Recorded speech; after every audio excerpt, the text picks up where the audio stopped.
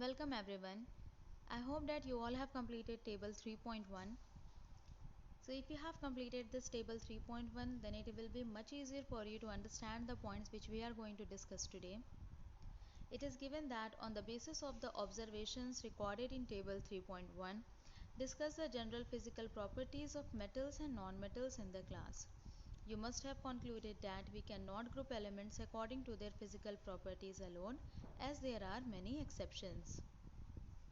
So if you have completed this table 3.1, you must have found some exceptions in the properties which are listed here in the category of metals as well as non-metals. For example, here hardness is given. We know that generally all the metals they are hard, but in this category also we have some exceptions like sodium and potassium. These are metals which are quite soft in nature and which can be cut with the help of knife. So like that you may find lot of different exceptions in almost all the properties. So here as you can see, point wise exceptions are given. So for example, first point is all metals except mercury exist as solids at room temperature. So this is very important point because all other solids they exist, sorry, all other metals exist as solid except mercury. It exists in liquid at room temperature. In activity 3.5, you have observed that metals have high melting points, but gallium and cesium have very low melting points. These two metals will melt if you keep them on your palm. So when we discuss that activity 3.5, we found that almost all the metals they are having very high melting point. But in this also we are having two exceptions. Gallium and cesium they have very low melting point. If you will keep them on your palm, then also they are going to melt just by the heat of your palm. So you can understand that they are having very low melting point. And you must remember also the exceptions which are listed here, they are very important. So you underline this, that gallium and cesium they have very low melting point. Second one is iodine is a non-metal but it is lustrous. So we have also discussed about the metallic luster. That means metals they have shining surface which is said to be metallic luster, which non-metals do not have. That means non-metals do not have shining surface, but in this also we have one exception, which is iodine, as it is lustrous.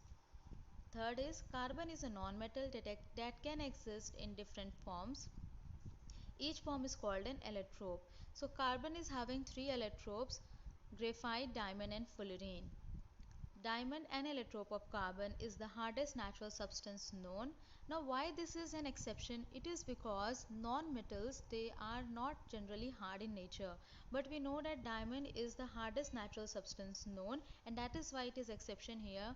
Because when you will see the particles of diamond, then the particles of diamond are carbon. So diamond is a non-metal but still it is hardest, and it is also having very high melting and boiling point. So this is also exception because non-metals they do not have high melting point and high boiling point.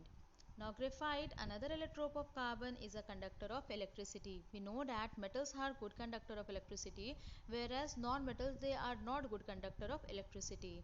But here also one exception we are having, which is graphite. It is a non-metal because its particles are carbon, but it is a good conductor of electricity. I think which you must be knowing this. You must have studied about this in your previous classes.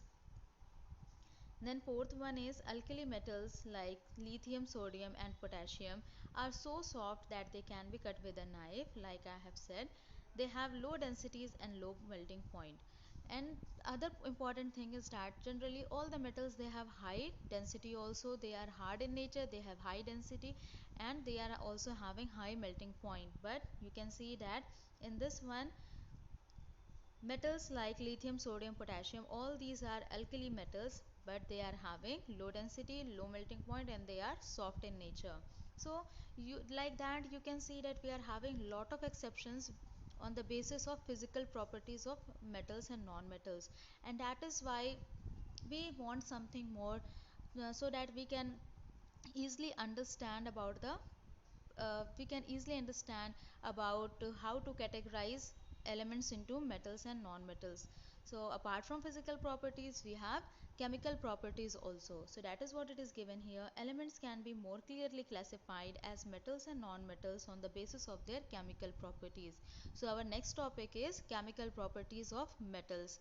Now this is very important point, and that is what we are going to discuss in detail from next class. So you will easily understand, but as the name suggests that it is the chemical properties, so a lot of different chemical reactions are also included in this topic.